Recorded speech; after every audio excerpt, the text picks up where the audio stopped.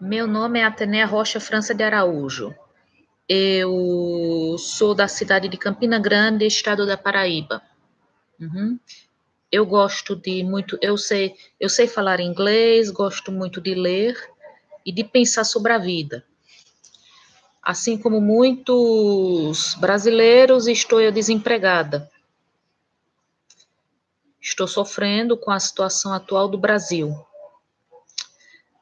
Eu já fui evangélica, já fui católica, já estive no espiritismo, mas hoje eu não sigo nenhuma religião, eu prefiro pensar livremente. Eu não sigo nenhuma religião porque eu nunca consegui deixar de contestar. Eu hoje em dia prefiro buscar o conhecimento, pensar por mim mesma. Comecei a frequentar a igreja evangélica e muita coisa assim, lá me pareceu legal no começo, pareceu interessante, eu achava que era verdade. Mas hoje aquilo não faz mais sentido para mim. Há pouco tempo eu estava no espiritismo e deixei, porque muita coisa assim no espiritismo deixou de. Eu comecei a contestar. Veja, pelo espiritismo a gente reencarna para reparar as coisas erradas que a gente fez numa vida anterior, certo? Então, alguma coisa que eu esteja passando nesta vida tem a ver com coisas que eu fizer de errado em outra vida. Só que aí pensando bem, eu não lembro do que eu fiz de errado em outra vida. Quando eu contestei isso no centro uma vez, disseram que é a bênção do esquecimento. A gente esquece até para não se angustiar. Só que quando a gente pensa assim, de uma maneira prática, a memória, ela é um fator muito importante na nossa evolução social. Digamos que você é uma criança. Um dia você muito criança, está numa praia e se depara com água viva, certo? Aí você se queima. Aí no futuro, se você se deparar com isso de novo, você não irá encostar. Por quê? Porque você lembra. Uma outra coisa também, digamos que você cometeu um crime. Aí você sofre um acidente e perde a memória. Mas aí do que vai adiantar você ser preso por um crime que você não lembra de ter cometido? Ou seja, a memória é um fator muito importante. Você lembrando daquele erro, você vai tomar atitudes no sentido de não se corrigir, quer dizer, de se corrigir e de não repetir aquilo que você fez de errado.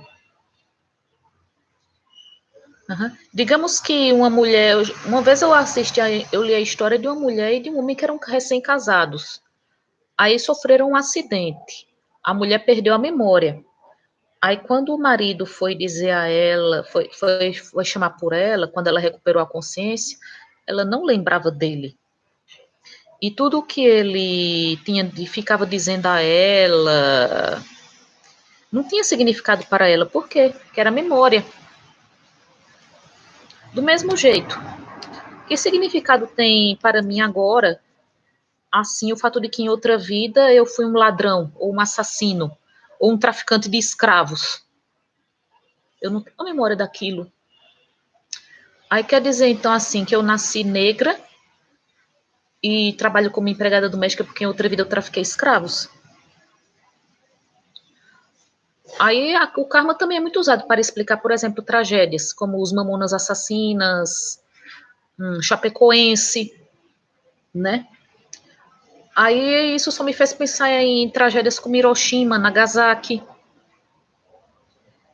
Como é que tanta gente diferente, com personalidades diferentes, cada pessoa com um tipo de caráter, e muitas delas eram crianças, não é? Crianças inocentes, pessoas comuns que só queriam viver suas vidas. Como é que tanta gente com o mesmo karma ruim estava reunida ao mesmo tempo no mesmo lugar.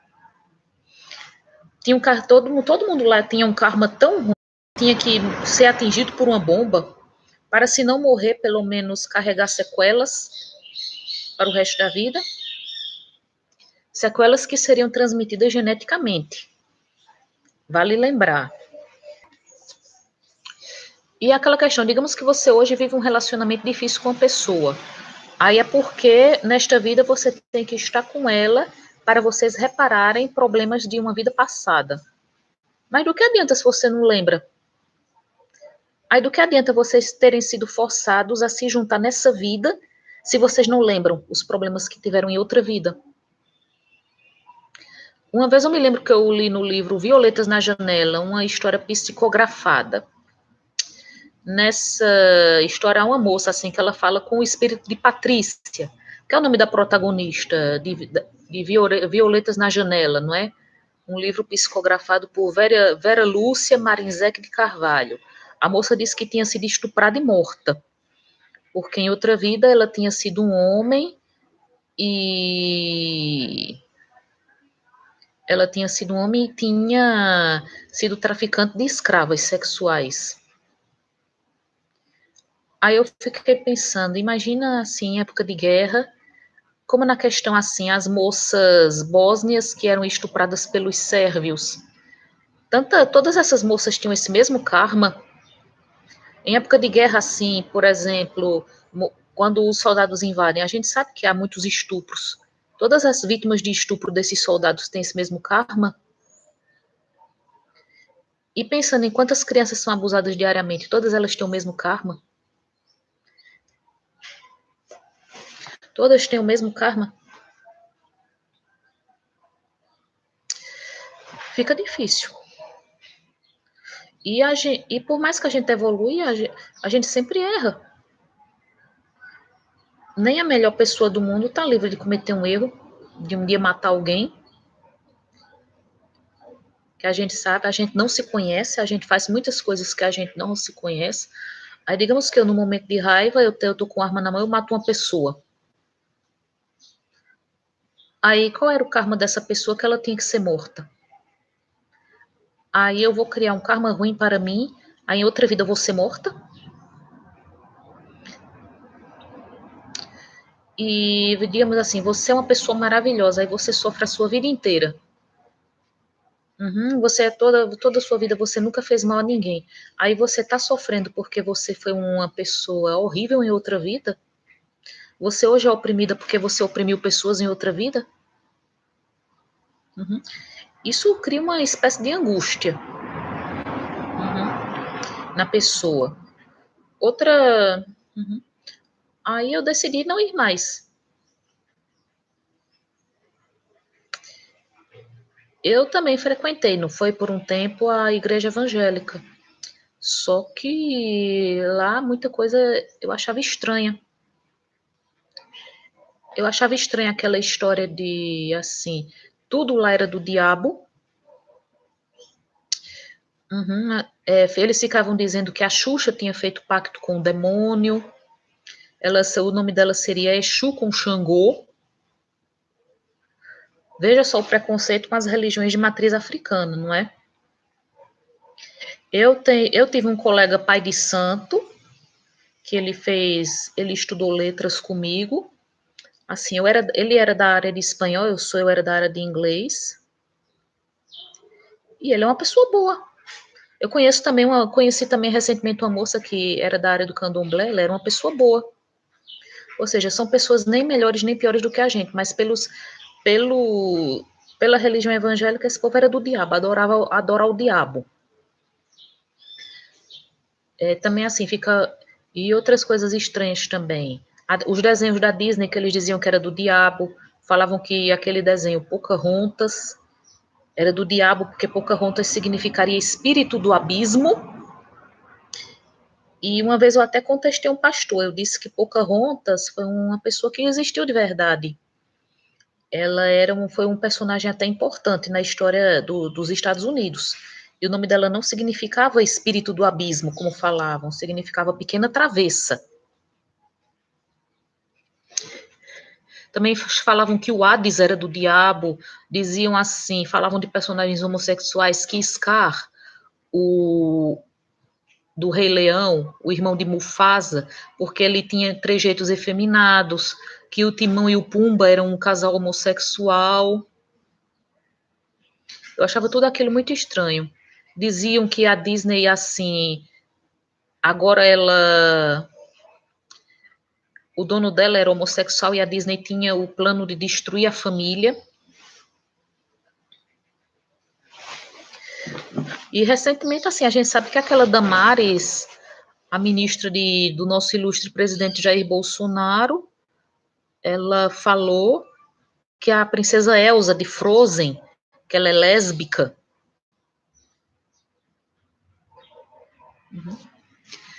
É, para eles, assim, tudo é do diabo, né? Uma vez eu até falei, tudo é do diabo. Muitas vezes, quando você fala da ruindade de uma pessoa, eles dizem, isso não é ele, isso é o inimigo. É o inimigo que o faz agir assim, é o inimigo, são os demônios junto dele. Assim, ouvir rock traz maldição para dentro de casa. Havia uma mulher que dizia que toda música de rock tinha um diabo escondido. Toda música de rock tinha um diabo escondido. E ela dizia que Cazuza tinha morrido de AIDS justamente por isso, por ser um roqueiro. Eu até falei, não, Cazuza não morreu de AIDS por causa do rock. Ele morreu de AIDS porque ele tinha uma vida sexual irresponsável, fez sexo sem proteção, e hoje, por sinal, ele nem morreria de AIDS, que ele tomaria o coquetel. A vida dele não estaria ótima, mas ele estaria vivo. A mesma gente pode dizer de Freddie Mercury.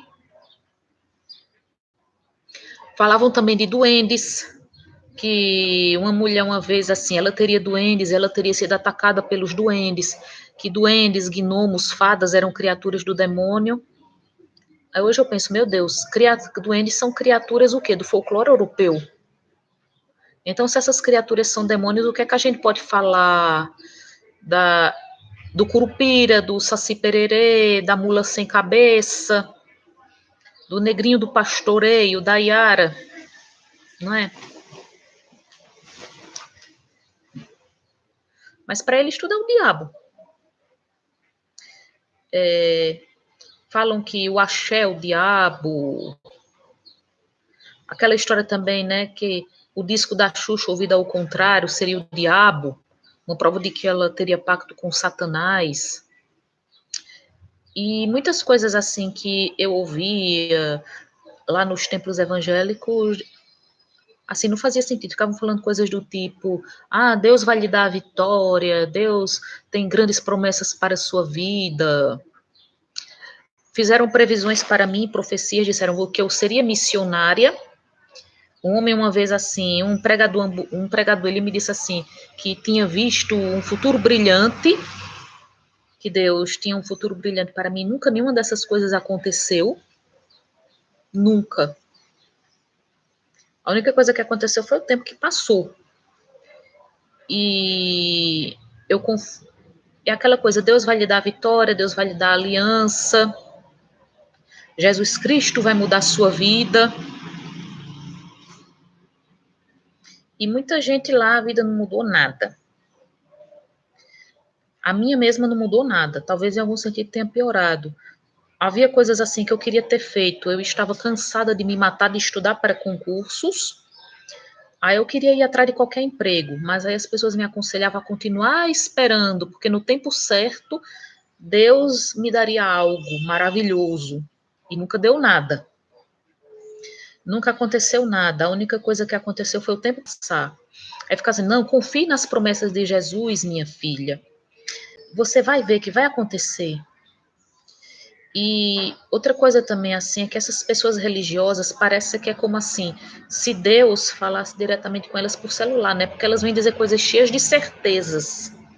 Vêm dizer coisas do tipo, olha, com certeza isso é o que Deus quer para você. Seu caminho é esse. Às vezes, assim, quando eu falava de uma coisa que eu queria dizer, será que o que você quer é o que Deus quer para você? Deus tem plano para sua vida. Aí é estranho, né? Porque Deus tem um plano para minha vida, mas ao mesmo tempo eu tenho um livre-arbítrio. Uhum. E quando muitas vezes eu falei de planos frustrados, eu dizia, olha, aí as pessoas me diziam, Ateneia, pode ser que o que você quisesse não estivesse nos planos de Deus. Aí é engraçado porque quando a gente fala de coisas como os acontecimentos da escola de Suzano, o que houve com o menino Bernardo Boldrini, com Isabela Nardoni, com tantas outras crianças vítimas de abuso sexual, as pessoas vão logo dizendo que isso não é Deus, é o livre-arbítrio. Ou seja, eles próprios não se sustentam nos seus argumentos. Quando convém, dizem que é o livre-arbítrio. E quando convém, dizem que é um plano de Deus. Ao mesmo tempo, eles mudam o discurso conforme convém. Aí aquela velha questão, como é que podem saber? Dizem então que Deus falou com elas por celular? As pessoas dizem, você tem que entender, Ateneia, que você tem que buscar sabedoria, força em Deus. Eu já orei muitas vezes, nunca me foi revelado nada. Aí quem podia garantir que Deus tem, quem pode garantir que Deus fez revelações a essas pessoas para que elas tenham dito essas coisas com tanta certeza? Uma vez uma mulher ela me disse que eu não tinha lido a Bíblia com a sabedoria do Espírito Santo. Será que ela leu? Ela tem a sabedoria do Espírito Santo? Se eu não sei de nada. Hoje que eu sou adulta, eu digo que eu sei tão pouco quanto eu sabia quando eu era uma criança. Quem garante que esse povo sabe? Não é verdade? Você pode dizer com tanta certeza àquela pessoa que algo que aconteceu com ela foi a vontade de Deus? Um bom exemplo que eu posso usar para ilustrar é a história de um reverendo americano, Paul Washer. Quando eu ainda estava na religião, né? Aí eu fui assistir a uns vídeos de um reverendo americano, Paul Washer, que eu gostava dele, inclusive, porque ele ia na contramão dessa teologia da prosperidade, tão pregada por gente como Edir Macedo. Aí ele foi dizer que a AIDS era um castigo divino. Uma pessoa o refutou, dizendo, olha, pense quantas crianças nasceram com AIDS. Como você pode dizer que isso é castigo divino? Aí ele falou, e quantas crianças Deus matou no dilúvio ou em Sodoma e Gomorra? Mas aí eu penso, um Deus desses que mata inocentes na defesa de uma causa não é melhor que qualquer terrorista muçulmano que entra num canto com uma bomba amarrada ao corpo ou com várias bombas e mata um monte de gente para promover a jihad, a guerra santa, a causa do seu Deus Alá. As pessoas dizem, mas uma vez um senhor até me refutou, ele disse, olha, você tem que entender que existe o castigo divino. Olha, se existe ou não castigo divino, isso eu não sei. Mas uma coisa a gente pode afirmar, a gente não pode dizer que se algo aconteceu com uma pessoa foi ou não castigo divino. Se foi parte de plano de Deus, se foi mau uso do livre-arbítrio. E outra coisa, Paul Washer, ele pode ser um entendido da Bíblia. Ele pode conhecer as Sagradas Escrituras, ele pode saber muita coisa de teologia, pode ser um erudito, mas isso não quer dizer que ele seja uma pessoa a quem Deus faz revelações. Não é verdade? Na própria Bíblia, Deus não faz revelações assim de maneira indiscriminada, ele tem os seus profetas. Só que na vida pessoal a gente a todo momento corre o risco de se deparar com uma pessoa dizendo: "Ah, Deus quis isso, Deus quis aquilo para você. Isso é a vontade de Deus, Deus tem planos para você. Ah, se você não conseguiu isso é porque Deus tinha outra coisa." Que eu ouvia muito assim quando eu me frustrava por não passar num concurso. Olha, Deus tem coisa melhor para você. O que é seu está guardado. Como essas pessoas podiam saber? Não é verdade? Elas não tinham como saber. E se eu te soubesse o que eu sei hoje, eu teria dito: Deus lhe disse qual é o emprego que ele tem para mim? Porque eu me lembro assim que minha mãe me aconselhava muito: não vá atrás de qualquer emprego, continue só estudando para concurso, que Deus vai mandar um emprego bom para você. Aí, no final, eu vejo assim que eu acabei agindo como homem de uma história, que estava vendo uma enchente, aí veio um barco, aí ele disse: Deus vai me salvar. Não, não que Deus vai me salvar. Aí depois veio um helicóptero, ele disse: não que Deus vai me salvar. Aí no final o que aconteceu? Ele morreu afogado, aí quando ele chegou ao paraíso, perguntou: Deus, por que tu não me salvaste? Aí Deus disse: eu mandei um barco, mandei um helicóptero e você não quis. No final, sem perceber, eu acabei agindo desse jeito. Deixei de aproveitar logo oportunidades esperando uma coisa mágica. Porque quando as pessoas diziam muito, olha, tudo é só no tempo de Deus. Aí hoje eu penso, acontece que Deus não envelhece, Deus não morre. Deus um dia não vai olhar para trás pensando na vida que ele não viveu. Porque o tempo para nós é um, a gente um dia vai morrer. Deus, supostamente, ele é eterno. E que Deus é esse, assim, que não interfere no livre-arbítrio de um doido que entra tirando na escola e interferiu no meu, não é? Interfere no meu tempo. Se ele dá o livre-arbítrio, ele não vai interferir em nada. Ou ele tem um plano para a sua vida ou não tem. O que eu hoje vejo é que muitas vezes as pessoas querem nos fazer acreditar, querem que a gente faça alguma coisa e botam o nome de Deus no meio. É assim que é. A questão não é se Deus existe ou não. A questão é, será que as coisas são como a gente pensa? Como a gente foi educado para acreditar? Porque eu ainda hoje estou lutando por emprego. Eu sou formada e eu procuro empregos bem abaixo da minha formação. As pessoas dizem: não, minha filha, você é muito qualificada, ore a Deus que Deus manda uma coisa melhor. Eu disse: olha, emprego não vai aparecer assim na porta. A gente faz alguma coisa. E uma coisa que me fez assim pensar muito nessa história de que Deus tem um tempo certo para todas as coisas, foi observar a realidade de países como a Noruega, Suécia, países de população majoritariamente ateia e que tem o maior IDH do mundo e índice de desenvolvimento humano. Lá ninguém precisa orar e esperar pelo tempo de Deus, não é? Também é aquela coisa, sempre disseram muito para mim: você não consegue as coisas porque você não coloca Deus na frente. Se você diz que agora você não acredita em Deus, as coisas vão ficar mais difíceis.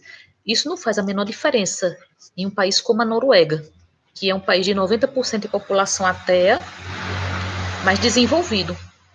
Acreditar ou não em Deus não vai fazer diferença para alguém lá não conseguir emprego. O que fará diferença é a pessoa ir atrás de um emprego.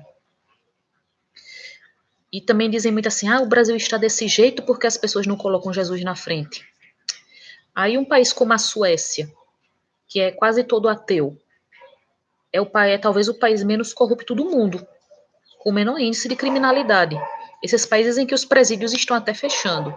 As pessoas dizem: mas não adianta se você não coloca Jesus na frente. É engraçado, não é? Como a gente, assim, quando a gente apresenta essas coisas que contestam essas ideias dos religiosos, aí eles não sabem responder. Que uma vez uma mulher disse: olha, faça como Jó, minha filha, que ele manteve até o fim, manteve a fé até o fim. Mas eu já me inspirei muito na história de Jó. Mas hoje eu penso: veja, Deus não é onisciente, por que ele precisou testar Jó? Se ele testou Jó, fez Jó sofrer até o limite. Qualquer ser humano que fizesse isso com outro ser humano seria considerado ruim, sádico. E por que Deus fez isso com Jó sendo onisciente sabendo que Jó se manteria fiel até o fim? Então ele submeteu o coitado do Jó a um sofrimento desnecessário. Outra coisa que também me fez desconfiar foi ver que outras religiões mais antigas que o cristianismo, também tem dilúvios, tem trindades sagradas. Veja o hinduísmo, é Brahma, Vishnu e Shiva. Tem os seus dilúvios, a epopeia de Gilgamesh, não é? Dos sumérios, o dilúvio grego, em que os únicos sobreviventes foram Deucalião e Pirra. Há um dilúvio também hindu. Então alguma coisa está estranha aí, não está? E quando assim alguém diz assim, lê a Bíblia, lá é a verdade. E muita coisa assim que está lá não tem evidência. Os egípcios eram uma nação muito avançada para a época. E não há nenhum registro da passagem dos hebreus por lá. Como os egípcios não registraram nada? Cadê os restos da muralha de Jericó, da torre de Babel, de Sodoma e Gomorra, do templo de Salomão? Cadê a Arca da Aliança? Aí elas vão dizendo, é porque Deus só deixa a gente saber o que Ele quer. E por que Ele não quer que a gente saiba nada disso? Vão logo dizendo, ai, mas você tem que ver as coisas, olha, aquilo é a verdade. O que é a verdade? A verdade é uma coisa que você pode provar. As pessoas dizem assim, a verdade é que Deus existe. Olha, tudo isso prova que Deus existe. Olhe para esse céu, olhe para essas árvores. Se você olhar uma árvore, se você olhar para o céu, o que é que isso prova? Que aquele céu está lá, prova que aquela árvore está lá. Mas não prova mais nada. Há, claro, um mistério por trás de tudo isso. Um mistério que a gente ainda não conhece. Mas isso não prova. Mas não prova assim, que esse Deus bíblico existe. E quando vem dizer assim para mim coisas, é do tipo, olha, mas veja como olha, veja essas, uma vez minha tia apontou para dois moradores de rua e disse, olha, veja como você é abençoada. Aí isso leva para outra discussão. Eu sou abençoada, tenho uma casa, por enquanto eu tenho meu pai me sustentando, não passo fome. Aí como é que eu posso dizer que isso é uma bênção? Quer dizer que eu tenho que agradecer porque essas pessoas estão passando fome e eu não? Da mesma forma, assim, quando alguém diz assim, ai, eu orei a Deus, Deus deu um marido maravilhoso, me deu uma filha maravilhosa, eu tenho pais maravilhosos. Quantas pessoas podem dizer qualquer coisa de seus cônjuges, filhos ou pais? Podem dizer tudo deles, menos que eles são maravilhosos, menos que eles são bênçãos. Aí se eu tenho pais maravilhosos, vivo numa casa ótima, levo uma vida feliz, aí eu me considero abençoada, Deus me deu tudo isso. Aí ele não deu nada disso para outra pessoa. Fez com que uma criança nascesse, deixa eu ver, filha de pais que a maltratam, que abusam dela, que a tratam como um lixo. Aí quer dizer, então, que Deus faz acepção de pessoas? Dá tudo de bom para uma pessoa e tudo de ruim para outra?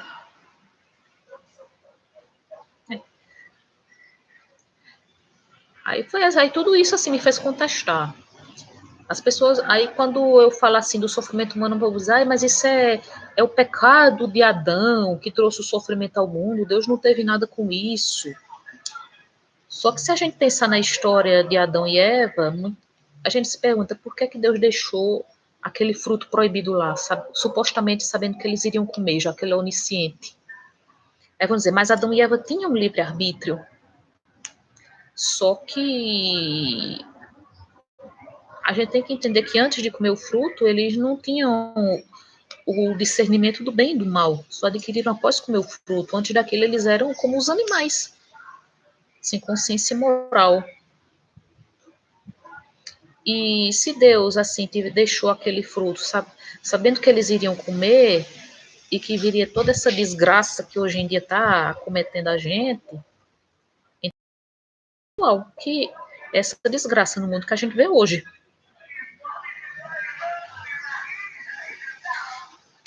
A gente chega a uma resposta? Não. Mas o que a gente vê é que se uma religião fosse tão perfeita, não haveria espaço para dúvidas. Uma pessoa até me criticou, disse que eu deveria procurar a religião católica. em vez de ficar na evangélica, que na católica eu seria melhor orientada. Só que na católica também foi ruim, porque aquela ideia de que tudo isso que a gente está passando é porque Jesus morreu por nossos pecados. Faz sentido, assim, você aceitar que você é responsável por uma pessoa ter morrido quando você nem existia? Quer dizer, Jesus está lá, a gente já nasce culpado, a gente já é doutrinado acreditando. Somos todos pecadores, Senhor, eu não sou nada diante do seu poder, nem merecedor do seu imenso amor. Ou seja, nós não somos dignos do amor de Deus, mas Ele nos ama assim mesmo. Quer dizer, somos todos pecadores, somos todos indignos, somos todos cheios de... Somos todos o quê? Naturalmente destinados ao inferno, aí temos que aceitar Jesus para não ir ao inferno quando a gente for morrer. A gente já nasce com uma carga muito grande. A gente aprende desde pequeno que a gente é responsável por uma pessoa ter morrido numa cruz. E que a gente tem que sofrer porque um homem passou algumas horas sofrendo numa cruz. Morreu, mas ressuscitou ao terceiro dia. Somos tão ruins assim para ter que passar uma vida carregando uma cruz por causa de um homem que sofreu algumas horas? E veja, digamos que o mundo se acabe no ano 3000. Aí Jesus terá morrido pelos pecados de todas essas pessoas, porque até lá mais pessoas irão nascer. E outra coisa também que a gente pode desconfiar são as aparições de Nossa Senhora. Nossa Senhora de Fátima, Nossa Senhora de Guadalupe, Nossa Senhora de Lourdes. Por que Nossa Senhora só aparece para gente católica, em países de maioria católica e para gente devota e ignorante? Porque assim, os milagres que antes aconteciam na Bíblia não acontecem mais hoje. As pessoas dizem, é porque hoje o povo não tem fé. Tanta gente e uma pessoa só não tem fé. Assim, na Bíblia é cheia de relatos fantásticos, não é? Mar que se abre, água que nasce da rocha, cegos que voltam a enxergar, fogo descendo do céu. E hoje a gente não vê nada. O que a gente vê hoje, assim, de fantástico acontecer é por causa da evolução da ciência. Mas hoje de fantástico você não vê nada. Não vê assim, gente, você não vê ninguém andando sobre as águas, você não vê alimentos se multiplicando. Aí por isso hoje eu digo que eu não sou uma pessoa religiosa. Se alguém perguntar, você é católica, é evangélica, é espírita? Eu digo, não sou nada. Porque eu já andei por todas essas coisas e nenhuma delas me, assim, aliviou minhas dúvidas. E é engraçado porque, assim, com a evolução da ciência, Deus parece ter ficado muito desnecessário, não é? Se antes ele fez uma mulher de 90 anos engravidar, hoje uma mulher que tenha dinheiro, ela pode ir para uma clínica de fertilização e fazer o tratamento. Hoje, assim, a gente não vê um paralítico voltando a andar milagrosamente, mas a ciência tem feito muito por pessoas com deficiências. Você não vê um cego voltar a enxergar, mas a ciência tem feito muitos avanços no sentido de tratar doenças, né, dos olhos. Enfim, não há resposta. Se, assim, o povo diz, olhe para o céu, o que o céu lhe ensina? O céu está lá. É só o que eu posso dizer. Olhe para esses pássaros, olhe para essas borboletas, quem fez tudo isso? Como é que você explica a existência disso? Eu digo, não sei.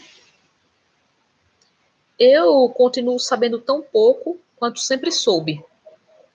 Quando eu era criança, eu queria crescer para saber de muitas coisas. Mas hoje que eu sou adulta, eu digo, continuo sem sabendo quase nada. Pronto. Esse é o fim de mais um vídeo e foi um grande prazer transmitir. para vocês o meu pensamento de falando um pouco sobre mim e sobre os meus questionamentos religiosos. Abraços.